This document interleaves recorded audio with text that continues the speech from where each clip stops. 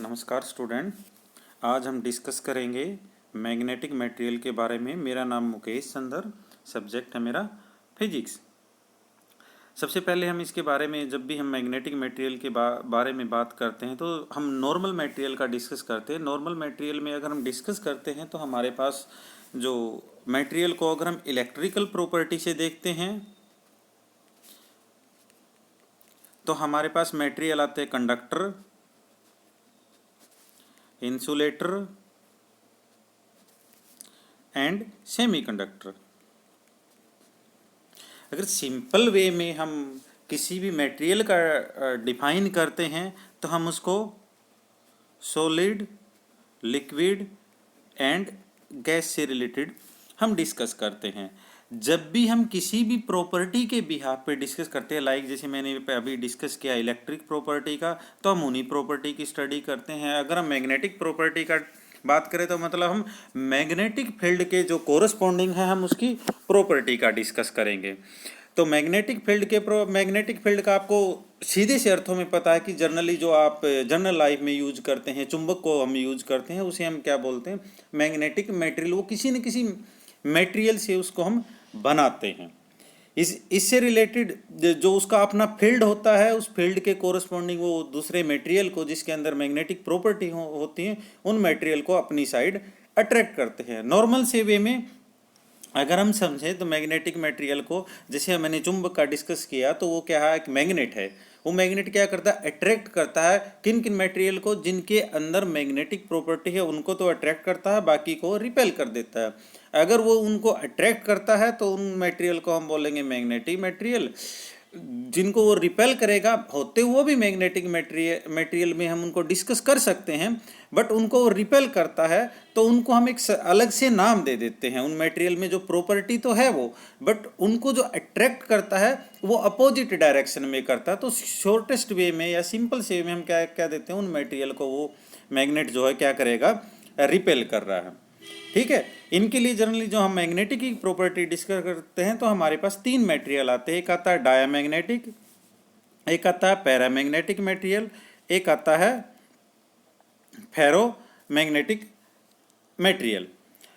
तो इनका डिस्कस करने से पहले हम कुछ एक बेसिक चीज़ें का आज डिस्कस करेंगे इस टॉपिक में, इनके फंडामेंटल रिलेशन का, और साथ के साथ हम डिस्कस करेंगे इनकी एटॉमिक मैग्नेटिक मोमेंट का किसी भी मटेरियल के इनसाइड में। जो जनरली हम जो फंडामेंटल रिलेशन इसमें डिस्कस करते हैं, एक रिलेशन की बात करते हैं मैग्नेटिक फ्लक्स डेंसिटी की, एक डिस्कस करते हैं मैग्नेटिक इंटेंसिटी की, एक डिस्कस करते हैं मैग्नेटाइजेशन की। तो मैग्नेटिक फील्ड जो होता है उसको हम एक्सप्रेस करते हैं किस टर्म में, मैग्नेटिक फील्ड इंटेंसिटी जिसको हम डिनोट कर रहे हैं H से, एंड मैग्नेटिक फील्ड डेंसिटी जिनको हम डिनोट कर रहे हैं B से। फ्री स्पेस की अगर हम बात करें तो इस रिलेशन का जो कंसेप्ट बनता है वो होता है B = μ0H, जो इक्वेशन नंबर 1.1 मैंने लिखा हुआ है। सिमिलर केस, इन केस यहाँ पे फ्री स्पेस की बजाय हमारे पास कोई मीडियम होता तो ये रिलेशन स्लाइटली चेंज हो जाता, that is equal to B = μ(H). μ0 जो है हमारे पास absolute permeability in free space है, म्यू आपके पास एब्सोल्यूट परमिएबिलिटी ऑफ मीडियम है। इन दोनों की जो रेशो होती है उस रेशो को हम बोलते हैं relative permeability of magnetic material. और जो थर्ड टर्म आती है वो आती है हमारे पास मैग्नेटाइजेशन। जो मैग्नेटाइजेशन होते हैं, बेसिकली हम मैग्नेटाइजेशन की और जो हमारे पास मैग्नेटिक फील्ड इंटेंसिटी है, इन दोनों की रेशो से हम एक थर्ड क्वांटिटी को फाइंड आउट करते हैं। उस क्वांटिटी का नाम होता है मैग्नेटिक ससेप्टिबिलिटी। और ये जो मैग्नेटिक ससेप्टिबिलिटी है यही डिस्टिंग्विश करती है मटेरियल की प्रॉपर्टी को। मतलब मैग्नेटिक ससेप्टिबिलिटी अगर पॉजिटिव होगी तो उस मटेरियल को जो मैग्नेट है अट्रैक्ट करेगा। इन केस अगर मैग्नेटिक ससेप्टिबिलिटी नेगेटिव होगी तो उस मटेरियल को मैग्नेट क्या कर देगा, रिपेल करेगा। तो इसका जो रिलेशन लिखा 1.3 इक्वेशन में जो रिलेशन लिखा है M = xi इंटू में H, इस रिलेशन को जनरली जो हम डिस्कस करके आते हैं उस रिलेशन को हम डिस्कस करते हैं इस फॉर्मेशन से, that is equal to M divided में H = xi।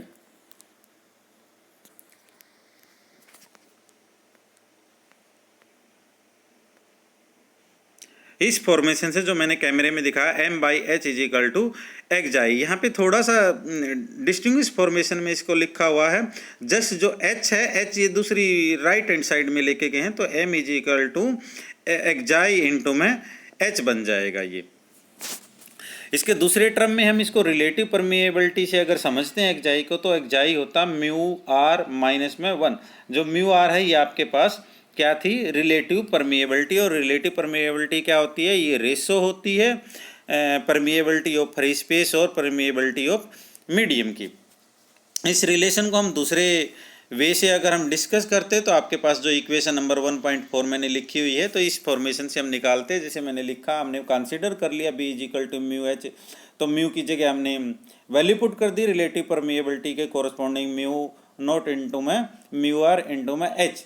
तो यहाँ पे मैंने म्यू नोट एच जोड़ दिया, म्यू नोट एच मैंने सब्ट्रैक्ट कर दिया। तो यहाँ से इस रिलेशन को थोड़ा मॉडिफाई कर दिया मैंने, म्यू आर को मैंने बाहर ले लिया, सॉरी म्यू नोट को मैंने बाहर ले लिया, तो हमारे पास पहला रिलेशन बन जाएगा म्यू आर माइनस में 1 इंटू में म्यू नोट एच, और जो दूसरा रिलेशन बनेगा प्लस में म्यू नोट एच बन जाएगा। म्यू आर माइनस 1 को मैंने ससेप्टिबिलिटी के टर्म में लिख दिया है, तो यहाँ पे क्या आ जाएगा, म्यू नोट एच प्लस में म्यू नोट एच, और एक म्यू नोट एच से क्या हो जाएगी, ससेप्टिबिलिटी मल्टीप्लाई हो जाएगी। तो यहाँ पे जो मैंने अभी रिलेशन दिखाया था एम और एच का रिलेशन, उसके कोरस्पॉन्डिंग जो है एक्जाई एच की जगह मैंने एम को पुट कर दिया, तो मेरे पास जो रिलेशन बना वो हो गया b is equal to mu naught M plus में mu naught H. Mu naught मैंने बाहर लिया, तो b is equal to mu naught M plus में h आपके पास यहाँ पे रिलेशन में बच जाएगा। ये किसका अलग से रिलेशन निकल के आएगा।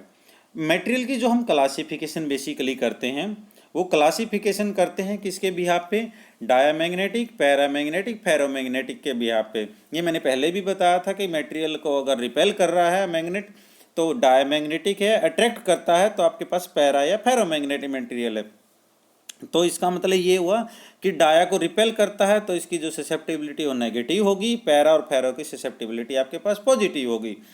तो जो पैरा और फेरो में फिर क्या क्या डिफरेंस हुआ, बेसिकली पैरा मैग्नेटिक मटेरियल की ससेप्टिबिलिटी कम होती है पॉजिटिव वे में, और जो फेरो मैग्नेटिक मटेरियल जो होते हैं इनकी जो ससेप्टिबिलिटी होती है उसकी वैल्यू जो है लार्ज होती है। मैंने एग्जांपल में लिखा, नॉर्मली जो इसका ऑर्डर होता है 10⁻⁵ सेंटीमीटर पर क्यूब के बराबर होता है ना। हमारे पास जो टॉपिक है, आज का टॉपिक जो साथ में हम डिस्कस कर रहे हैं, वो टॉपिक का नाम है एटॉमिक मैग्नेटिक मोमेंट।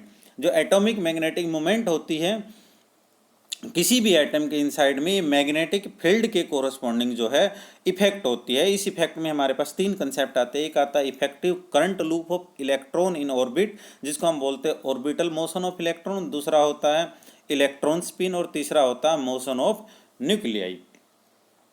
ना अगर हम बात करें यहाँ पे ऑर्बिटल मोशन की, ऑर्बिटल मोशन में जनरली यहाँ पे जो मैंने डायग्राम दिखाया है, मैंने एक एक्सिस को कंसीडर कर लिया, उस एक्सिस के कोरस्पॉन्डिंग आपके पास एक ऑर्बिटल मोशन का डायग्राम दिखाया, जिसकी जो रेडियस है r है, चार्ज हमने ई कंसीडर कर लिया, लीनियर वेलोसिटी हमने v कंसीडर कर ली, जो इसके इनसाइड में जो करंट का फ्लो, उस करंट को हमने कंसीडर कर लिया, I इसका करंट है, और A हमने कंसीडर कर लिया, A इज द एरिया। तो आपके पास जो मैग्नेटिक मोमेंट है, मैग्नेटिक मोमेंट होगी mu is equal to I multiplied by में A। I को अगर हम चेंज करेंगे तो हम लिख सकते हैं Q इंटू में V, और A को हम लिख सकते हैं पाई आर स्क्वेयर। तो यहाँ से फर्दर जो आपके पास रिलेशन बनेगा, that relation is equal to mu is equal to Q omega R square divided by में 2। इसका मतलब क्या हुआ, यहाँ पे जो आपके पास हम क्या लिख सकते हैं, जो ओमेगा होता है, वो ओमेगा को हम लिख सकते हैं 2 पाई इंटू में म्यू। तो इसका मतलब क्या हुआ, फर्दर इसको चेंज करें तो हमारे पास आ जाएगा pi mu is equal to omega divided by में 2। तो इसका मतलब क्या है कि इस रिलेशन में आपके पास ये जो है चेंज कर दिया, जो मैंने अभी से आपके स्क्रीन पे दिखाया, omega is equal to 2 pi V, और देन 2 को दूसरी साइड लेके तो हमारे पास क्या मिलेगा, हमें omega by 2 is equal to pi mu हमें मिलेगा। नाउ फर्दर जो हमारे पास एंगुलर मोमेंटा होता है, एंगुलर मोमेंटा को हम लेते हैं linear momenta cross multiplied by radius. तो इस जो एंगुलर मोमेंटा होता है, एंगुलर मोमेंटा को हम लिखते हैं एल से, और करंट को हमने लिखा है किससे, I से। तो L जो होता है ये किसके बराबर होगा, R मल्टीप्लाइड बाई में P के बराबर होगा। तो P लीनियर मोमेंट है, लीनियर मोमेंट को हम चेंज कर सकते हैं, इसको हम लिखते हैं मास इनटू में वेलोसिटी। नाउ हमारे पास जो कंसेप्ट आया वो क्या क्या निकल के आया, MRV, V को हम फिर से चेंज कर देंगे तो हमारे पास क्या निकल के आ जाएगा, mr² ओमेगा। ये आपके पास क्या होगी, एंगुलर मोमेंटा की वैल्यू। इस L को हम किस में पुट कर रहे हैं, म्यू की इक्वेशन में जो हमने लिखी है Q ओमेगा स्क्वायर R के बराबर, जिसको रेड मार्क से मैंने टिक कर दिया है। यहाँ पे हम क्या लिख सकते हैं, इसकी जगह पे L को इंट्रोड्यूस करेंगे तो हमारे पास म्यू का रिलेशन क्या बना, mu is equal to Q by में 2m इंटू में L, और इस इक्वेशन का नाम हमने दे दिया दैट इज 2.1.1। इस इक्वेशन का नाम हमने यहाँ पे पुट कर दिया। नाउ अब जो इलेक्ट्रॉन है ये ऑर्बिट अराउंड द न्यूक्लियस होता है, तो मैग्नेटिक मोमेंट को हम फर्दर चेंज कर सकते हैं। जो चार्ज होगा इलेक्ट्रॉन के ऊपर क्या होगा, -e, तो Q की जगह हम क्या इंट्रोड्यूस कर सकते हैं, -e। तो हमारे पास जो रिलेशन बनेगा इस ऑर्बिटल मोमेंटम के अकॉर्डिंग, तो हमने मोमेंट जो मैग्नेटिक मोमेंट है इसको म्यू के बजाय किससे डिनोट कर दिया, म्यू एल से। Mu L is equal to -e capital L divided by में 2m आपके पास बन जाएगा। और L को हम क्या लिख सकते हैं, h cross square root of L into में L प्लस में 1। नाउ हमारे पास जो E h cross divided by 2m है, इसको हम क्या लिख सकते हैं, बोहर मैग्नेटॉन लिख सकते हैं। और हमारे पास फिर ये जो रिलेशन है वो चेंज हो जाएगा, mu L divided by capital L is equal to E by में 2m। E बाई 2m को हम बोलते हैं ऑर्बिटल जायरो मैग्नेटिक रेशियो, जिसको हम जनरली गामा से डिनोट करते हैं। सिमिलर केस जो इसका सेकंड मोशन की टाइप थी, सेकंड मोशन की क्या टाइप थी, इलेक्ट्रॉन स्पिन। क्योंकि जो इलेक्ट्रॉन स्पिन होती है मतलब इलेक्ट्रॉन जो अपनी एक्सिस के कोरस्पॉन्डिंग मूव करते हैं, अपनी एक्सिस के कोरस्पॉन्डिंग मूव करते हैं, तो यहाँ पे इसके पास क्या क्या होगा, एंगुलर मोमेंट और मैग्नेटिक मोमेंट दोनों होंगी। बट जो रीजन है इसका, उस केस के लिए हम discuss, but for the reason that are purely quantum mechanical, the ratio between mu to s for a electron spin is twice as larger as it is for a orbital motion of electron spinning। इसका मतलब ये है कि orbital motion में और spin off electron में क्या होगा, ट्वाइस का रिलेशन होता है। जो हमने लिखा था mu L is equal to -e divided by 2m into में कैपिटल L, तो यहाँ पे 2m के बजाय क्या बच जाएगा, ओनली m बच जाएगा। ठीक है, तो जो रिलेशन स्पिन के केस में होगा वो क्या हो जाएगा, mu S is equal to -e capital S divided by में m। और जो थर्ड हमने मोशन का डिस्कस किया था वो क्या था आपके पास, न्यूक्लियर मोशन था। न्यूक्लियर मोशन, न्यूक्लियस के इनसाइड में क्या क्या होता है, ओनली आपके पास प्रोटॉन और न्यूट्रॉन होते हैं। तो इसका मतलब वहाँ पे जो मोशन होता है, चार्ज पार्टिकल, कौन सा चार्ज पार्टिकल, ओनली प्रोटॉन है। तो उसके कोरस्पॉन्डिंग अगर हम रिलेशन का डिस्कस करेंगे न्यूक्लियर मैग्नेटिक मूवमेंट को न्यूक्लियर मैग्नेटॉन के टर्म में, तो हम इसको लिखते हैं mu N is equal to E H cross divided by में 2m, सब्सक्रिप्शन में आपने लिखना P।